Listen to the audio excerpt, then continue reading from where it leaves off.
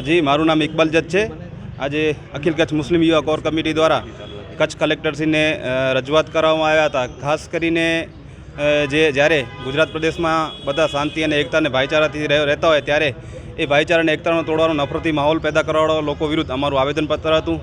4 એક મુદ્દાઓ છે. એનામાં પ્રાયોરિટી એવી છે, ફર્સ્ટ પ્રાયોરિટીમાં જ્યારે અમદાવાદમાં ખોખરા ખાતે 7th ડે સ્કૂલમાં એક ઘટના બની હતી, જે ઘટનામાં છોકરાનું મૃત્યુ પામ્યું હતું અને મૃત્યુ પામનારા પરિવાર સાથે મુસ્લિમ સમાજ સાથે છે 100%, અને અમે સંવેદનશીલ છીએ. પણ એની પ્રાર્થના સભામાં વિશ્વ હિન્દુ પરિષદના ભવાની નામના વ્યક્તિ દ્વારા, નેતા દ્વારા મુસ્લિમ સમાજના ધર્મગુરુ મોહમ્મદ હજરત પૈગંબર વિરુદ્ધ એમ અભદ્ર ટિપ્પણી કરી અને મુસ્લિમ સમાજને ટાર્ગેટ કરી અને અભદ્ર ભાષાનો પ્રયોગ કર્યો છે. તેના વિરુદ્ધમાં અમારું આવેદનપત્ર છે કે એવા લોકો જે છે, જાણે કોઈ એવો મુદ્દો જ ગોતતા હોય કે કેવી રીતના મુસ્લિમ સમાજને ટાર્ગેટ કરી અને એના વિરુદ્ધ જે છે વાણી વિલાસ કરતા હોય, તો એવા તંત્રને અમારી ખાસ એક વિનંતી છે કે આવા તત્વો વિરુદ્ધ ખાસ કાર્યવાહી કરવામાં આવે.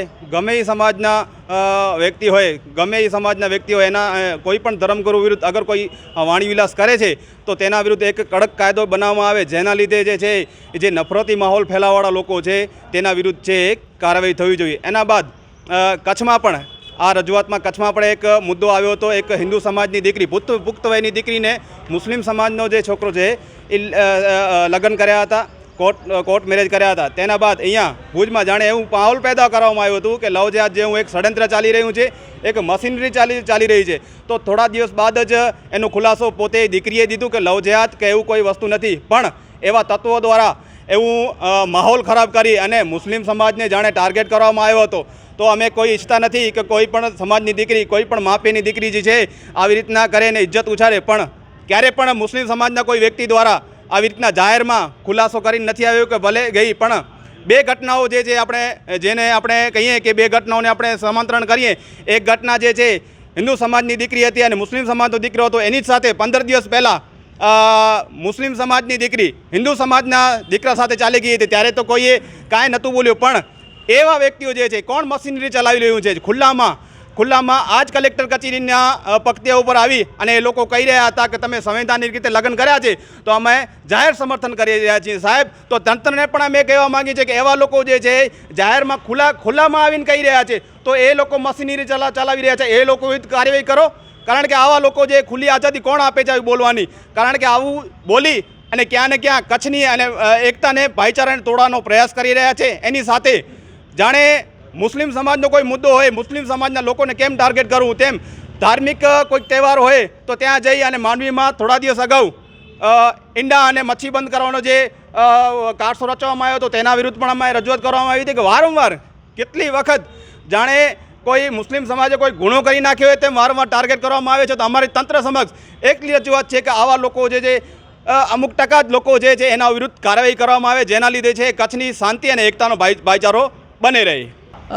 છેલ્લા કેટલાક સમયથી ગુજરાતની અંદર ખાસ કરીને એક પ્રકારનો ટ્રેન્ડ ચલાવવામાં આવી રહ્યો છે કે ક્યાંય પણ કોઈ પણ ગુનાની અંદર મુસ્લિમ સમાજનો વ્યક્તિ જો અપરાધી હોય તો રીતસરના કેટલાક વિધર્મીઓને હાથમાં હથિયાર મળી જતું હોય એવી રીતે એ લોકો ખુલ્લેઆમ મુસ્લિમ સમાજની સાથે સાથે ઇસ્લામ ધર્મને ટાર્ગેટ કરવાનો પ્રયત્ન કરી રહ્યા છે.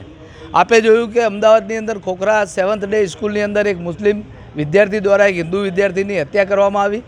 એ હત્યાને અમદાવાદ સહિત ગુજરાતભરના મુસ્લિમ સમાજે વખોડ્યો, પરંતુ ત્યાં કને એ વિદ્યાર્થીની પ્રાર્થના સભામાં એના પ્રત્યે સંવેદના વ્યક્ત કરવાના બદલે મુસ્લિમ સમાજના, ઇસ્લામ ધર્મના મહાન પૈગંબર હજરત મોહમ્મદ સલ્લલ્લાહુ અલૈહિ વસલ્લમની વિરુદ્ધમાં ત્યાં કને જે રોકવાના પ્રયત્નો કરવામાં આવ્યા.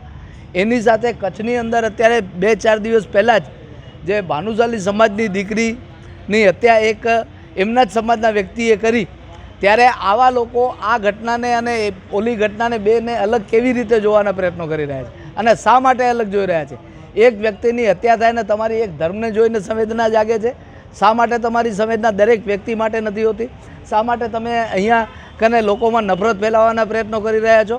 આપના માધ્યમથી એવા લોકોને કહીએ છીએ કે અમે લોકો ઇસ્લામના ફોલોઅર્સ છીએ, અમે ભારતના બંધારણને માની રહ્યા છીએ, અમે કાયદા કાનૂનમાં માની રહ્યા છીએ, અમે ઇસ્લામના ફોલોઅર હોવાના કારણે દેશમાં અને આપણા વિસ્તારમાં અમન અને શાંતિ બની રહે એના માટેના સતત પ્રયત્નો કરતા રહીએ છીએ. એનો મતલબ એ નથી કે અમે માયકાંગલા છીએ કે બાયલા છીએ.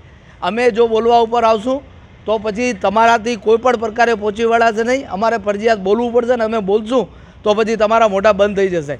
એટલા માટે અમે મુલ્કમાં વિસ્તારમાં અમન અને શાંતિ ચાહીએ છીએ. ઉશ્કેરવાના પ્રયત્નો ન કરવામાં આવે. અને જ્યારે જ્યારે મુસ્લિમ સમાજ સંગઠિત ને એકત્રિત થઈ છે તો મુસ્લિમ સમાજનો ઇતિહાસ જોઈ લેવામાં આવે કે મુસ્લિમ સમાજે શું કર્યું છે. માં motor driving, safe and sure driving. Driving એ શોખ સાથે આપની મોટી જવાબદારી પણ છે. અમારા ઇન્સ્ટ્રક્ટર દ્વારા સચોટ અને સરળ માર્ગદર્શન. આપની રોજની તાલીમની માહિતી મેળવીને શું અધુરાશ છે એના ઉપર પૂરું ફોકસ કરાય છે.